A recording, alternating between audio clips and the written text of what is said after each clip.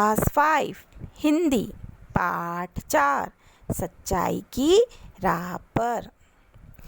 आज से 2500 वर्ष पहले यूनान ग्रीस के एथेंस की गलियों में और चौराहों पर शाम से लेकर रात गहराते तक एक आदमी लोगों से तरह तरह के सवाल पूछता चलता था। वह आदमी सुकरात था। वह लोगों से सरकार, ईश्वर, धर्म और सत्य के बारे में पूछता था। अर्थात वह सरकार, ईश्वर और धर्म और सत्य के बारे में सवाल जवाब बहुत सारे करते रहता था। इस आदमी का नाम सुकरात था। सुकरात देखने में सुंदर नहीं थे, लेकिन धुन के पक्के थे। अर्थात अपने काम को ईमानदारी से सत्य की राह पर करते रहते थे। सुकरात के पिता संगत राज थे और सुकरात बचपन से ही उनकी मदद करते, अर्थात अपने पिता की वो कार्य में मदद करते रहते थे। एथेंस के लोग सौंदर्य प्रिय थे और सुंदर सुंदर घरों में रहना चाहते थे।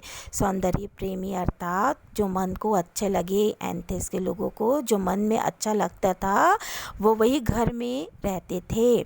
इसलिए सुकरात को काम की कमी न थी। सुकरात संगत राशि के साथ साथ पढ़ाई भी करते थे। बड़े होने पर सुकरात ने अपनी पढ़ाई छोड़ दी और सेना में भर्ती हो गए। सेना में रहते हुए सुकरात ने अनेक लड़ाइयाँ लड़ी, लेकिन वे आम सैनिकों की भांति नहीं थे। रात को जब अलाव के चारों ओर अर्थात आग के चारों ओर जब बैठते थे सैनिक, तो उनसे तरह तरह के वे सवाल पूछते रहते थे। असल में वे जानना चाहते थे कि सच क्या है। किसी को हानि पहुंचाए बिना जिंदगी कैसे बिताई जा सकती है। अर्थात हम किसी को हानि पहुंचाए बिना अपनी ज़िंदगी कैसे आगे बढ़ा सकते हैं। सेना में 5 वर्षों तक काम करने के बाद वे फिर एथेंस लौट आए, यानी 5 वर्ष के बाद अपने देश फिर एथेंस लौट आए और पिता के साथ पुराना धंधा शुरू कर दिया। दिन का अपना काम समाप्त करने के बाद वे बाजार चौराहे पहुंच जाते थे और अपने मित्रों से सवाल जवाब शुरू कर देते थे। वे साथियों से कहते थे, सोचे समझे कोई काम ना करो, अर्थात बिना सोचे समझे बिना प्लानिंग के कोई भी काम ना करो, अंधविश्वासी ना बनो। सुकरात के इस सवाल जवाब से जहाँ बहुत से लोग उनके मित्र बने, वहीं उनके बहुत सारे दुश्मन भी बन गए। दुश्मनों में अधिकतर सरकारी अधिकारी थे। कट्टरपंथी अधिक थे, क्योंकि सुकरात सरकार, ईश्वर और धर्म की बात उठाते थे। अर्थात बहुत सारे सवाल जवाब वो करते रहते थे। एक समय आया कि सुकरात की बातें राज्य अधिकारियों के लिए असहनीय हो गई, अर्थात वो सहन नहीं कर पाए और उनका प्रभाव देखकर राज्य के अधिकारियों ने उन्हें हिरासत में ले लिया। उन पर दोष गढ़ा गया कि वे नौजवानों को भड़का रहे हैं, अर्थात नवयुवकों देवी देवताओं को नहीं मानने, अर्थात धर्म का पालन नहीं करने का और गलत रास्ता दिखा रहे हैं।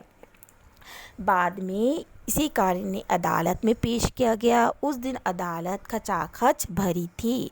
हर आदमी अदालत की कार्रवाई देखना चाहता था। अदालत में आरोप लगाया कि सुकरात लोगों को भ्रष्ट बना रहे हैं। वे देवी देवताओं में विश्वास नहीं करते और नौजवानों को झूठ सिखाते हैं। वे नौजवानों से अनेक सवाल पूछते। कुछ लोगों ने भी सुकरात के खिलाफ गर्मा गर्म बातें कही। अंत में सुकरात ने अपने आरोपों का जवाब देने को कहा गया। सुकरात ने निर्भयता अर्थात बिना डर के कहा, आप में से कोई सत्य पसंद नहीं करता और आप में से कोई मुझे मान नहीं सकता, न्यायाधीश भी नहीं। मैं सत्य पथ पर हूँ। मैं मृत्यु से नहीं डरता। मौत अच्छी है या बुरी, अर्थात वो मौत से भी नहीं डर रहे थे। मुझे नहीं मालूम, लेकिन जानता हूँ कि सत्य पथ से हटना बुरा है। वो चाहते थे कि सत्य के रास्ते से कभी हमें हटना नहीं चाहिए। सुकरात ने आगे कहा, यदि आप मुझे मुक्त कर देंगे अर्थात आज़ाद कर देंगे, तब भी मैं सत्य जानने की कोशिश करूंगा और लोगों से कहूंगा कि कुछ भी करने के पहले सवाल पूछे। अदालत ने उनकी बातें अनसुनी कर दी और मौत की सज़ा सुना दी। उसके बाद 3 सप्ताह तक सुकरात जेल में रहे। एक दिन उनके कुछ मित्र उनसे जेल में मिले। उन्होंने सुकरात से कहा कि उन्होंने प्रहरी को रुपए देकर मिला लिया है, वह रात को फाटक खोल देगा और आप आसानी से बाहर निकल जाएंगे। इनके मित्रों ने उनकी मदद करनी चाहिए। सुकरात ने पूछा, निकल कर क्या होगा? आप लोगों से सवाल पूछेंगे। एक मित्र ने कहा, साथ भी यह कहा कि जिन्होंने आपको मौत की सज़ा दी है वे शैतान हैं, वे अच्छे नहीं हैं, हमें उनसे लड़ना चाहिए। यानी आपको वो मौत की सज़ा क्यों दिए हैं?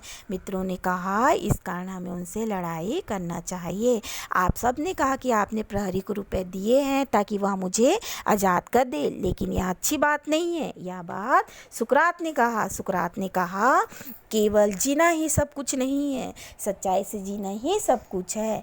आपने बताया कि मुझे मौत की सज़ा देने वाले बुरे हैं, लेकिन बुराई से बुराई ख़त्म नहीं होगी, अतः मैं आपसे सहमत नहीं हूँ। अर्थात अपने लिए ही जीना नहीं चाहिए, सच के लिए जियो, अर्थात ऐसा सच जिससे किसी को कोई भी हानि ना हो। बुराई से बुराई ख़त्म नहीं होगी, अर्थात जो बुरा करता है उसके साथ हमको बुरा नहीं करना चाहिए। उनका उत्तर सुनकर साथियों की आंखें भर आई, अर्थात वो रोना शुरू कर दिए और रोते रोते वहाँ से निकल गए।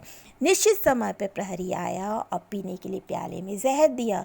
उसने एक बूंद भी गिराने को मना कर दिया और कहा, इसे पीकर आपको तब तक चलते रहना है जब तक आप गिर नहीं जाते। इसके बाद सुकरात ने प्रार्थना की और अत्यंत शांत भाव से जहर पी लिया।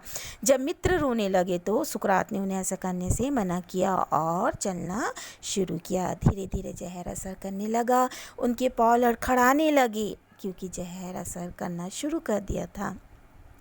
फिर वे अचानक गिर पड़े, आंखें पथरा गई, अर्थात आंखें बाहर निकल आई। सुकरात की आंखें बंद हो गई, किंतु उन्होंने सत्य पथ का रास्ता खोल दिया। यही कारण है कि सुकरात मर कर भी अमर है, अर्थात हमें सुकरात ने यह संदेश दिया है कि हमेशा सत्य की राह पे हमें चलना चाहिए और सत्य के रास्ते से हमें कभी भी नहीं हटना चाहिए।